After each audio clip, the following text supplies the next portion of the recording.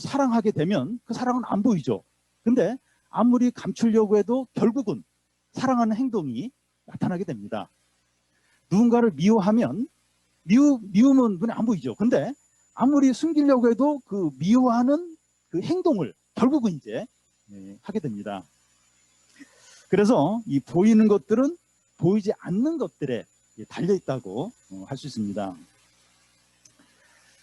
이 눈에 보이지 않지만 온 세상과 모든 사람에게 큰 영향을 미치는 존재가 있는데 하나님입니다. 이 하나님은 이제 사람들이 인정하건 인정하지 않건 온 세상을 창조하시고 다스리시고 주관하시고 구원하시고 심판하십니다. 그런데 그 온 세상과 사람들에게 악한 영향을, 안 좋은 영향을 끼치는데 눈에 보이지 않는 존재가 있어요. 이게 뭔가 하면 마귀이고 사단입니다. 사단은 이 천사들 중에서 리더급에 해당하는 천사장인데 하나님을 대적하고 타락한 천사장입니다. 사단은 거짓의 아비예요. 살인자이고 또 속이기를 잘하고 그러면서 강하고 교활하고 지혜로운 그런 존재입니다. 성경에 보면 그 사단이 에덴 동산에 처음 등장하는데 이 사단이 어떤 존재인가 하는 것을 잘 보여줘요. 사단은 뱀 안에 들어가서 하와를 유혹을 합니다. 하나님이 그 아담과 하와에게 에덴 동산에 있는 모든 과일은 다 먹어도 되는데 이 선악과는 따먹지 말라. 그거 먹으면 죽는다. 그렇게 말씀했습니다. 근데 이 사단은 그 하와에게 저 선악과를 따먹으면 하나님같이 지혜롭게 되고 안 죽는다. 따먹어도 된다. 그렇게 이제 유혹을 합니다. 그래서 하와가 선악과를 따먹어요. 그리고 그 아담에게도 선악과를 주어서 먹게 합니다. 그 결과는 그들이 하나님처럼 되는 것이 아니라 에덴 도산에서 쫓겨나요. 그리고 이 죄와 사망의 종이 됩니다. 이 아담의 후손인 모든 인류도 죄와 사망의 종이 되죠. 여러분, 사단이 지금 존재하고 있습니까? 사단이 있어요? 마귀가 있습니까? 사람들은 사단은 옛날에, 아주 옛날에 호랑이가 담배 피우던 그 옛날에, 아니면 아프리카의 그 아주 오지에 그 문명화되지 않는 그런 곳에나 이 마귀나 사단이 있지, 지금 과학기술이 발달한 현대 문명 도시에는 사단이 없다, 마귀는 없다, 그렇게 생각합니다. 그런데 보이지 않지만 하나님이 살아계시고 다스리고 계신 것처럼 사단도 활동을 하고 있습니다. 사단이 눈에 보이지 않지만 여러 곳에서 활동한다는 것을 많은 예를 통해서, 증거들을 통해서 알 수가 있습니다. 예를 들면 3주 전에 그 16개월 된 정인이라는 아기를 그 입양을 한 양부모가 때려가지고 사망을 한 그런 일이 드러나면서 참 많은 사람들이 이렇게 공분을 하는 일이 있었습니다. 양부모도 부모죠. 근데 어떻게 그 16개월 된 그 애를 그렇게 때려서 그렇게 죽일 수 있느냐 하는 겁니다. 어떻게 사람이 그런 악을 행할 수 있느냐 하는 겁니다. 학교 친구들 가운데 한 친구가 찍히면 모든 친구들이 그 친구에 대해서 카톡으로 문자를 날리는데, 밥맛이야, 찌질이, 왜 살아? 이런 문자를 계속해서 날리는 거예요. 당사자는 그걸 이제 문자를 받으면서 학교 가기가 싫은 거예요. 그리고 정신과 상담을 받기도 하고 극단적인 선택을 하는 경우도 있습니다. 왜 그렇게 했냐고 가해자 그 친구들에게 물어보면 그냥 밉다는 거예요. 싫고 짜증난다는 거예요. 그냥 욕하고 싶고 때려주고 싶고 죽이고 싶다는 겁니다. 왜 이런 일이 일어납니까? 사단이 모든 그 죄악과 범죄 뒤에서 충동질을 하는 거예요. 주관을 하기 때문입니다. 하나님과 사단은 눈에 보이지 않으면서 사람들에게 큰 영향을 미칩니다. 그렇다고 해서 하나님과 사단이 대등하다는 게 아니에요. 하나님이 정한 범위 안에서만 사단이 활동을 하게 됩니다. 그래서 사단은 그 정해진 범위 안에서 어떻게 해서든지 우리가 죄를 짓고 욕심에 빠지고 또 하나님을 떠나도록 막 온갖 충동질을 하고 유혹을 합니다. 여러분, 우리가 이 믿음이 없으면 사단의 유혹에 넘어가지 않을 수가 없어요. 못 버팁니다. 믿음이 없으면 다 사단의 유혹에 넘어가게 되죠. 그래서 그 하나님은 이제 이 사단을 이제 그러니까 사단을 이제 그 어느 범위 안에서만 활동을 하게 하시는데, 이 사단이 활동하면서 우리의 믿음을 달아봐요. 우리 믿음이 진짜 살아있는 믿음인지 아닌지, 그런 어떤 목적으로 이 하나님이 사단의 이제 이 활동을 이 범위 안에서만 허락을 이제 하고 있는 겁니다. 그러면 이 마귀 곧 사단이 우리를 어떻게 시험하고 또 영향을 줍니까? 사단이 예수님을 시험한 것을 통해서 알 수 있습니다. 예수님은 참 하나님이시면서 참 인간이세요. 그래서 그 사단이 그 예수님을 시험을 하는데 우리에게 시험하는 거와 본질적으로 똑같습니다. 먼저 예수님이 어떤 상황에서 사단에게 시험을 받으셨는가 하는 걸 살펴보겠습니다. 1절, 2절을 보면, 그때 예수께서 성령에게 이끌려 마귀에게 시험을 받으러 광야에 가사 40일을 밤낮으로 금식하신 후에 줄이신지라. 예수님은 광야에서 40일간 굶주린 가운데 사단의 시험을 받았습니다. 여기 인상적인 표현이 나오는데 줄이신지라. 예수님이 배가 고팠다는 거예요. 근데 우리 생각에는 아니 하나님 아들이 배고플 수 있을까? 배 안 고프지 않을까? 근데 그렇지가 않습니다. 예수님은 완전한 하나님이시면서 완전한 사람이세요. 그래서 우리가 이렇게 피곤을 느끼고 배고픔을 느끼고 외로움을 느끼고 또 슬픔을 느끼고 고통을 느끼는 걸 예수님도 똑같이 느끼십니다. 사람이 먹지 않고 견딜 수 있는 그 날수가 40일이라고 그래요. 40일까지는 사람이 이렇게 굶으면서도 그것까지는 물론 이제 사람마다 좀 차이는 있지만 40일까지 이제 견딜 수 있다고 그래요. 예수님이 그 40일간 굶주리셨다고 하는 것은 죽음 직전까지 이제 그런 상태에 이제 있는 겁니다. 예수님은 그 최악의 상황, 이 죽음 직전에서 사단의 시험을 이제 받으신 겁니다. 예수님이 이런 상황에서 사단에게 첫 번째 어떤 시험을 이제 받으십니까? 3절을 보면, 시험하는 자가 예수께 나와 이르되 내가 만일 하나님의 아들이거든 명하여 이 돌들로 떡덩이가 되게 하라. 이 청소년들 중에서 살을 빼기 위해서 다이어트 하는 청소년들이 있어요. 치킨이나 아이스크림 좋아하는데 옆에서 먹으라 그래도 안 먹어요. 근데 다이어트 하는 청소년 중에 죽음 직전까지 막 40일씩 굶고 그런 청소년은 없어요. 다 살자고 하는 건데 뭐 죽으면서까지 그렇게 안 하죠. 그런데 예수님은 40일을 굶주렸습니다. 여러분, 하루만 굶어도 동그란 것만 먹으면 다 빵으로 보여요. 항상 먹는 생각만 하고 TV 먹방 프로를 보면 미칠 것 같아요. 미칠 것 같습니다. 이런 상태에 있는 예수님께 이제 사단이 와서 무슨 말을 이제 하는가 하면, 너는 하나님 아들 맞지? 이 돌덩어리를 떡이 되게 해서 먹어라. 하나님의 아들이 이 꼴이 뭐냐? 이게 뭐야? 또 하나님 아들 맞잖아. 이 돌들로 이 떡덩이가 되게 해서 배고픔을 해결해. 하는 겁니다. 이런 상황에서 예수께서 이 자신의 능력으로 배고픔을 해결하는 것은 어려운 일이 아니에요. 전에 이제 많은 사람들이 들에서 막 배고파할 때 예수님 오병이어 기적을 일으켜서 사람들의 배고픔을 해결해 준 적이 있었습니다. 그런데 여기서 예수님이 사단의 말대로 이제 이렇게 이제 돌을 떡덩이로 되게 한다면 이게 어떤 의미가 있는가 하면 더 이상 하나님의 능력이나 공급을 의지하지 않고 이제 그 예수님 능력, 자신의 능력으로 이제 산다. 이제 이런 의미가 이제 되는 겁니다. 이것이 어떤 건지 예를 들겠습니다. 우리가 믿음으로 공부를 하는데 성적이 올라가지 않는 거예요. 믿음으로 막 공부를 했는데 성적이 안 올라가요. 나는 교회도 다니고 기도도 열심히 하는데 왜 성적이 오르지 않을까? 왜 친구 관계가 이렇게 어려울까?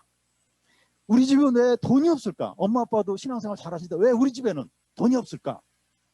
그럴 때 사단이 찾아와서 속삭이는데 더 이상 신앙생활 열심히 하지 말라는 거예요. 그리고 이제 너를 의지하는, 너 자신의 능력을 의지하고 수단과 방법을 가리지 말고 이제 하라는 겁니다. 실제로 사단이 와서 이렇게 기어서 속삭이는 것이 아니라 자꾸 그런 생각이 들어요. 그런 생각이 들고 주위에서 그런 말들이 자꾸 이제 들리는 겁니다. 유혹이 돼요. 우리에게 유혹이 됩니다. 예수님은 사단의 이제 이런 시험을 어떻게 이기셨습니까? 4절을 보면 예수께서 대답하여 이르시되 기록되었으되 사람이 떡으로만 살 것이 아니요 하나님의 입으로 나오는 말씀으로 살 것이라 하였느니라 하니. 예수님은 사단의 말에 이제 대답을 하시면서 기록하였으되 하는데 성경을 인용을 이제 하는 겁니다. 예수님은 그 사단의 시험을 3번 물리치는데 다 성경을 인용해서 물리치셨습니다. 사단의 모든 시험은 성경 말씀으로 이길 수 있다는 거예요. 우리가 사단의 여러 가지 시험과 유혹을 받게 되는데 성경 말씀으로 다 이길 수 있습니다. 그래서 예배를 잘 드려야 돼요. 성경 읽기나 큐티를 잘 해야 됩니다. 왜냐하면 이 성경 말씀으로 사단의 모든 유혹과 시험을 이길 수 있기 때문입니다. 예수님이 인용한 이 말씀이 신명기서 8장 3절 말씀인데 사람이 떡으로만 살 것이 아니요 하나님의 입으로 나오는 모든 말씀으로 살 것이다 하는 겁니다.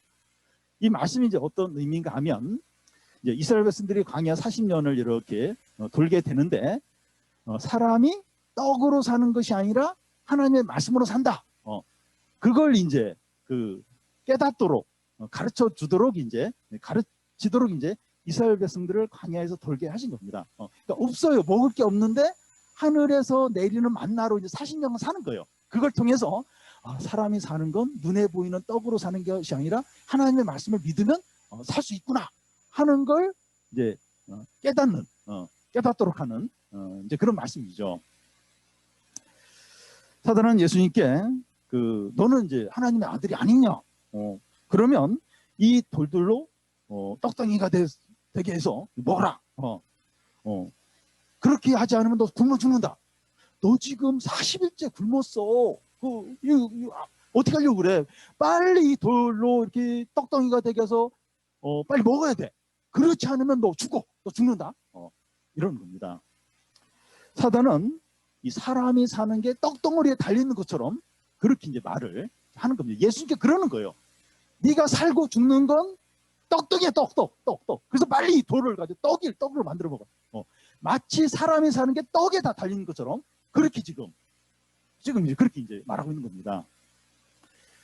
여러분, 사단이 우리에게 이제 하는 말이 뭔가 하면 이 성적과 대학과 외모와 친구 관계와 돈과 성공에 우리 생명이 달린 것처럼 말합니다. 성적이 떨어지거나 대학에 들어가지 못하거나 친구 관계가 어렵거나 그러면 당장 죽을 것 같은 두려움을 갖게 해서 거기에 매이게 만드는 겁니다. 여러분, 예수님은 40일간 굶주리셨는데 사단의 시험을 이겼어요. 우리도 공부 문제나 진로 문제가 힘들지만 예수님만큼 힘들잖아요. 죽을 것 같은 진로 문제 때문에 죽을 것 같은 그 정도는 아니에요. 예수님만큼 힘든 상황은 아닙니다. 우리의 행복과 생존이 성적 등급이나 대학이나 돈이나 성공에 달린 것이 아니라 하나님의 공급과 능력에 달려있다는 것을 믿으시기 바랍니다. 그래서 공부 때문에 예배 빠지거나 대학 때문에 신앙을 포기하지 않아야 돼요. 나의 생존과 나의 성공과 행복은 대학에 달려있다. 이 성적에, 이 친구에 달려있다. 돈에 달려있다. 그렇게 생각하지 않도록 거기에 그건 이제 사단이 그러는 거예요. 사단이 돈에, 대학에, 외모에, 친구에 너의 행복과 생존과 구원과 모든 게 달려있다. 사단이 자꾸 그렇게 하는 거예요. 근데 그게 아니에요. 내가 살고 나의 행복과 나의 구원은 하나님의 공급과 하나님의 능력에 달려있다. 믿는 겁니다. 라는 말씀을 통해서 사람이 떡으로 사는 것이 아니라 하나님 말씀으로 산다. 그 말씀을 통해서 딱 이렇게 분명하게 사단의 유혹을 거절하는 거죠. 다음은 그 예수님에 대한 사단의 두 번째 시험입니다.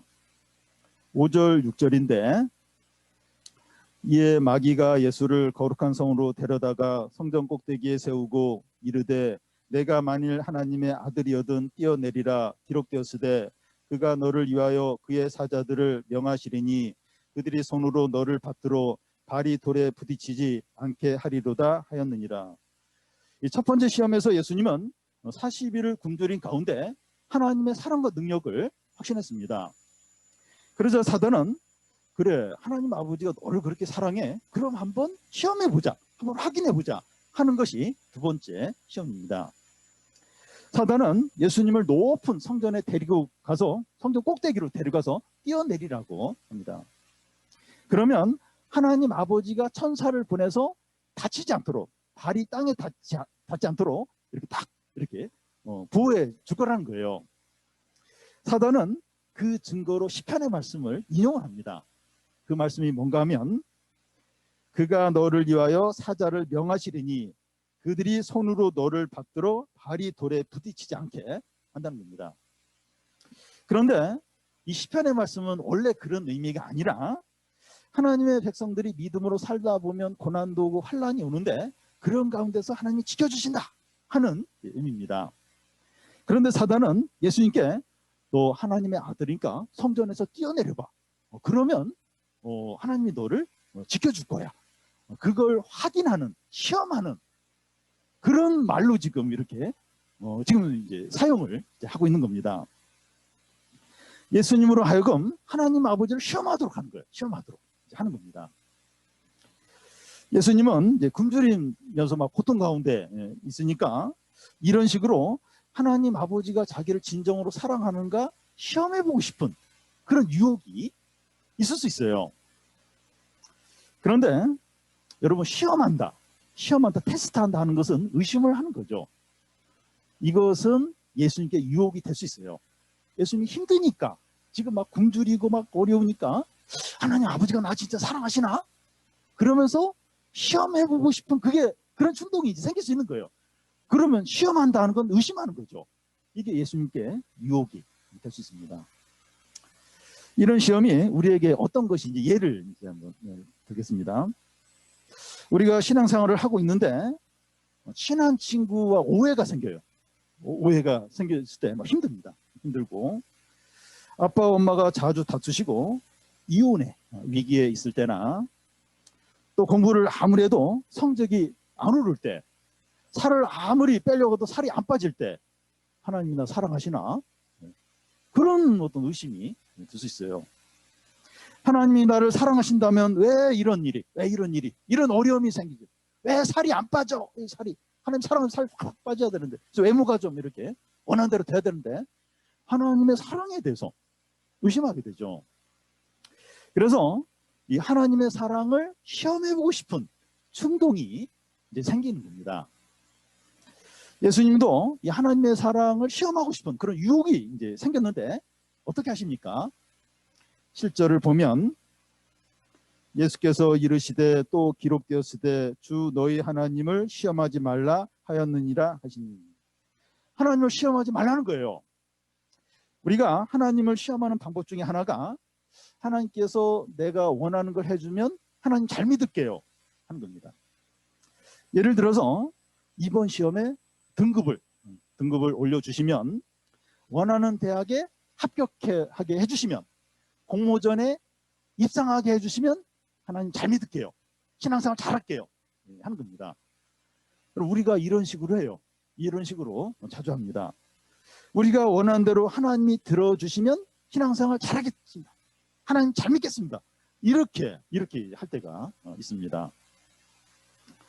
여러분, 하나님은 우리가 테스트를 내서 믿을까 말까 결정하는 그런 대상이 아닙니다. 여러분, 하나님과 우리 중에서 누가 더 큽니까? 선생님과 학생 중에서 누가 더 큽니까? 시험은 선생님이 학생들에게 치르게 하는 거죠. 그런 것이지 학생이 선생님들 이렇게 시험 보게 하고 그런 건 아니죠. 이와 같이 하나님이 우리를 혹시 시험할 수는 있어도 우리가 하나님을 시험할 수는 없는 겁니다. 하나님이 우리의 믿음이 어떤지 이렇게 테스트하는 거 가능해요. 왜냐하면 하나님 크신 분이니까. 근데 우리가 하나님을 테스트, 시험 보면서 하나님 내가 믿을 만한 하나님인가 이렇게 테스트하고 시험하고 통과. 그럼 내가 하나님 믿어야지. 그런 존재가 아니시죠. 그런 관계가 아닌 겁니다. 그래서 우리는 어떤 상황에서나 하나님을 전적으로 신뢰하고 의지하고 사랑해야 합니다. 최악의 상황이고 우리가 원하는 대로 되지 않았더라도 하나님을 시험하면 안 됩니다. 우리는 자꾸 그런 교회 그만 다니까 기도 그만해야겠다. 그만 성경 그만 읽어야 되겠다. 뭐 되는 일이 없고 이제 그렇게 할 때가 있어요. 어렵다고 해서 하나님을 이렇게 막 시험하고 부신하고 의심하고 해서는 안 되죠. 여러분, 세상 가운데서 우리가 전적으로 믿고 의지하고 끝까지 우리 자신을 맡길 수 있는 유일한 존재가 하나님입니다. 사람 중에서는 없어요. 없어요. 아무리 절친, 그리고 뭐 나에게 잘하는 선배, 혹 부모님까지라도 나를 책임질 수가 없어요. 부모님이 나를 사랑하죠. 사랑해도 어떤 부분에 있어서는 못하세요. 그리고 막 실망시킬 자녀 입장에서 부모님에 대해 실망할 때도 있어요. 그러니까 아무리 힘들다 할지라도 내가 항상 전적으로 의지하고 신뢰하고 내 자신을 맡길 수 있는 유일한 존재 누구냐? 하나님입니다. 하나님. 진정으로 그렇습니다. 마지막으로 예수님에 대한 사단의 세 번째 시험입니다. 8절 9절인데 마귀가 또 그를 데리고 지극히 높은 산으로 가서 천하만국과 그 영광을 보여 이르되 만일 내게 엎드려 경배하면 이 모든 것을 내게 주리라. 마귀는 예수님을 높은 산으로 데려가서 천하만국의 영광을 다 보여주면서 나한테 절하면 이거 다 주겠다고 말합니다.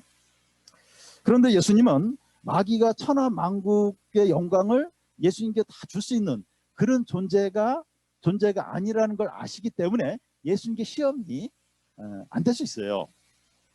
그런데 예수님께 십자가를 피하는 이런 부분에 있어서는 시험이 될 수 있습니다. 무슨 말인가 하면 예수께서 겟세마네 동산에서 기도를 하실 때 이 잔을 내게서 지나게 하소서 하면서 십자가를 지지 않기를 간절히 이렇게 원했습니다. 그래서 그런 기도를 할 정도로 십자가를 지는 걸 너무나도 힘들어 하셨습니다.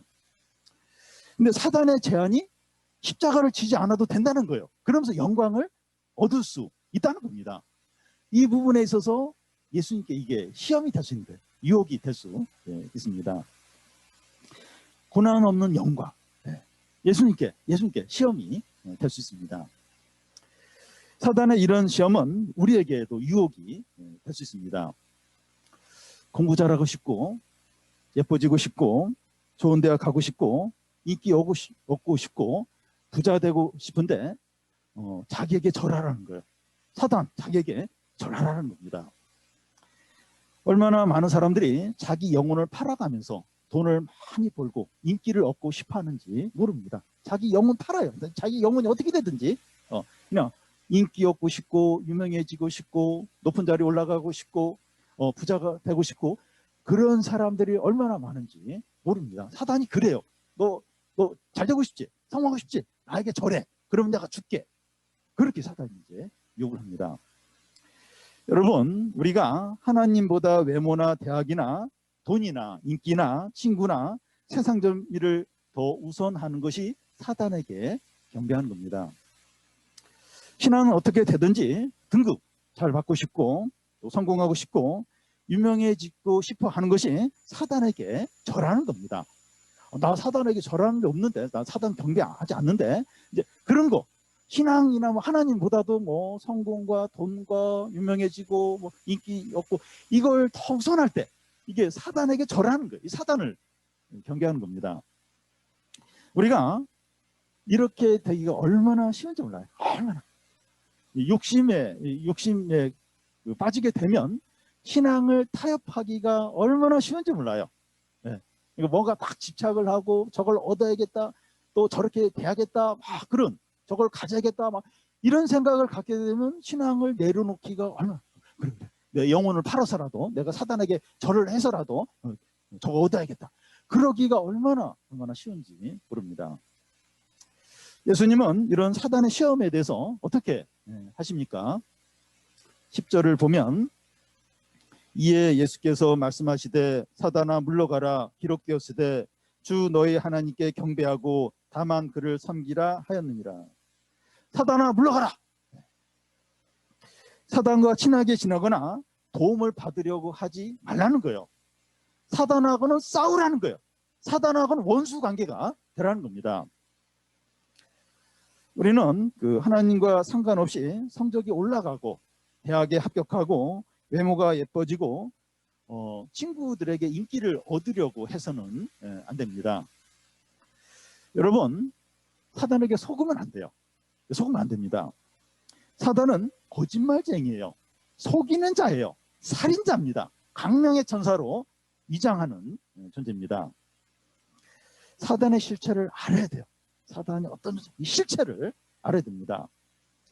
여러분, 수많은 가정이 깨어지고 부부가 이혼하면 자녀들이 큰 고통을 겪게 되고 학교에서 폭행을 당하고 왕따를 당하고 많은 사람들이 마약과 게임과 음란물과 도박에 중독되어서 살아가는데 이 모든 이런 죄들이 사단에게서 나온 거예요. 사단이 이런 부분들을 다 충동질하고 주관을 합니다. 사단은 우리의 소중한 것을 다 빼앗아가요. 망하게 하고 불행하게 만들고 멸망으로 이끕니다. 근데 다 미끼를 거죠. 미끼를 다 이렇게 하면서 결국은 우리를 불행하게 또 비참하게 망하게 만드는 존재가 사단. 사단이 어떤 존재인가? 실체를 분명하게 알아야 됩니다. 우리는 이런 사단과 친하게 지나거나 그의 말을 들으면 안 되고 원수가 되어서 싸워야 돼요. 이 사단. 이 보이지 않지만 계속 충동질하고 유혹하고 막 이렇게 이 사단하고 싸워야 돼요. 원수가 돼요. 원수가. 이 사단의 말 들으면 안 돼요. 친하게 지내면 안 돼요. 뭐 어깨 동무하고 막 그러면 안 돼요. 친하게 지내면 절대 안 됩니다. 그런데 예수님과 하나님 아버지는 어떤 분이십니까? 온 세상 만물의 창조자이시면서 주인이세요. 또 독생자를 아끼지 않고 주셨고 영생을 주십니다. 하나님은 우리를 살려요. 행복하게 하고 아름답게 합니다. 예수님을 만나고 나서 하나님 믿고 나서 사람이 아름다워. 마음도 아름다워지고 외모도. 이 마음이 아름다워지니까 외모도 같이 아름다워져요. 얼마나 귀한 그런 형제 자매가 되는지 모르겠어요. 여러분, 모든 사람은 하나님과 사단 중에서 하나를 섬기게 됩니다. 하나님을 이렇게 섬기지 않으면 사단을 섬기게 돼요. 나는 중립, 하나님도 안 섬기고 사단도 안 섬기고 불가능해요. 하나님을 섬기지 않으면 반드시 사단을 섬기게 됩니다. 둘 중에서 하나, 하나님이든지 사단을 이렇게 섬기게 됩니다. 우리는 자주 사단에 속아서 죄를 짓고 또 유혹에 많이 빠집니다. 사단의 유혹이 우리 마음과 너무 잘 맞아요. 우리를 행복하게 해 줄 것 같고 우리도 원해요. 사단의 유혹이 딱 맞아요. 하나님의 말씀, 하나님도 좀 이렇게 어색해요. 불편해요. 근데 사단의 유혹은 너무나 에덴 동산에서 보십시오. 이 선악과를 먹으면 하나님같이 되고 절대 안 죽는다. 얼마나 좋은 말이에요. 하나님 먹지 마라. 먹으면 죽는다. 근데 사단은 된다. 잘 된다. 너무 행복해진다. 사단의 유혹이 너무 마음에 맞아요. 뭐 그러고 싶어요. 너무 행복해 질 것 같습니다. 그런데 사단의 유혹은 하나님의 뜻이나 말씀과 정반대입니다. 이걸 기억을 해야 돼요. 뭐 비슷하지가 않아요. 정반대입니다. 그래서 더 이상 사단의 달콤한 유혹과 그럴듯한 거짓말과 위협적인 그 충동질에 넘어가지 않아야 됩니다. 그동안 많이 그렇게 해서 저도 뭐 이렇게 많이 넘어졌습니다. 근데 더 이상 넘어가면 안 돼요. 더 이상. 사단하고는 싸워야 돼요. 싸워야 돼. 이 교활한 이 나쁜 녀석 싸워야 되고 원수같이 이렇게 돼. 절대로 막 어깨 동무하고 그래 너밖에 없어. 하나님은 자꾸 야단치는데 너는 나를 위로해 주는구나. 하나님은 나를 막 불행하게 만드는 너는 나를 행복하게 만들어. 절대로 사단의 실체를 절대 그런 존재야. 사단하고는 싸워야 돼요. 원수처럼 지내야 됩니다. 이제는 하나님 말씀만 듣고 순종해야 돼요. 누가 나를 위해서 죽었나? 예수님이 죽었죠. 예수님 죽으셨죠. 예수님 말씀만 이렇게 순종하고 예수님만 사랑해야 되죠. 여러분, 예수님이 사단의 모든 유혹을 물리치자 어떤 일이 일어났습니까? 11절을 보면 이에 마귀는 예수를 떠나고 천사들이 나와 수종드니라. 마귀가 떠나고 천사들이 와서 예수님을 섬깁니다. 예수님을 섬긴다고 하는 것은 이제 음식을 드리는 거예요. 또 육체적으로 정서적으로 필요한 것을 이렇게 채워 드리는 것을 말합니다. 예수께서 사단의 달콤한 유혹을 거절했어요. 뭐 떡 만들어 먹어라, 또 막 이 천하 이 모든 영광을 주겠다, 막 이제 그걸 다 거절했어요. 예수님이 사단의 유혹을 거절하니까 불행해지거나 비참해지거나 또 망하는 것이 아니라 위로와 행복과 축복이 넘쳤습니다. 사단의 유혹을 다 거절하니까 막 비참해지고 막 불행해지고 그게 아니라 진짜 위로와 행복과 기쁨이 넘쳤습니다. 여러분, 우리가 이 사단의 유혹을 거절할 때 대학도 못 들어갈 것 같고 또 친구들로부터 왕따 당할 것 같고 세상에서 낙오될 것 같고 불행해질 것 같은데 절대 그렇지 않습니다. 절대 그렇게 되지 않습니다. 반대로 진정으로 행복하고 기쁘고 성공적이 돼요. 왜냐하면 하나님이 온 세상을 다스리세요. 사단이 다스리는 게 아니라, 그러니까 하나님을 믿고 사단의 유혹을 거절하는 자는 기쁘고 행복하고 축복을 누리고 성공하지 않을 수 없는 거죠. 이 사단의 거짓말, 위협, 충동죄 절대로 넘어가면 안 됩니다. 우리가 코로나19를 의식을 하면서 조심을 하듯이 항상 사단을 의식하면서 조심해야 돼요. 사단이 계속 막 충동질하고 거짓말하고 막 유혹하고 여기 다 깨워가지고 우리가 항상 마스크하고 거리두기하고 조심하는 것처럼 이 사단을 항상 의식하면서 코로나 끝나면 우리 뭐 이제 마스크 더 이상 안 하겠지만 뭐 이 사단은 끝까지 우리 죽을 때까지 항상 의식하면서 깨어서 사단의 유혹과 충동질과 거짓말을 거절을 해야 됩니다. 여러분, 예수님은 최악의 상황에서 우리와 똑같은 몸을 가지고 말씀으로 사단의 시험을 다 이겼습니다. 우리도 예수님처럼 말씀으로 사단의 유혹들을 다 이길 수 있습니다. 그래서 예배 잘 드려야 돼요. 성경 읽기 해야 되고 큐티를 잘 해야 됩니다. 왜냐하면 이 말씀을 알지 못하고 말씀을 모르면 사단의 유혹과 시험을 이길 수가 없기 때문에 예배 잘 드려야 됩니다. 요즘에 이제 교회 잘 못 가고 온라인 예배 드는데 온라인 예배 잘 드려야 돼요.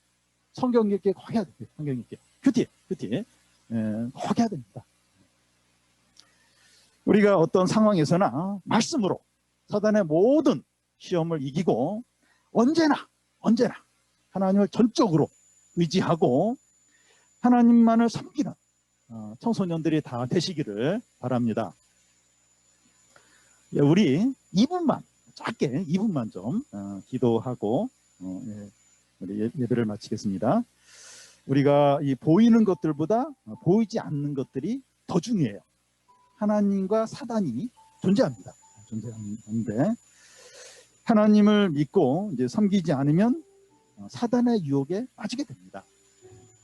그래서 우리가 첫 번째로 대학이나 성적이나 친구나 외모에 우리의 행복이 달려있지 않다는 것을 분명히 기억하고 하나님의 공급하심과 능력만을 의지하도록 기도하고요.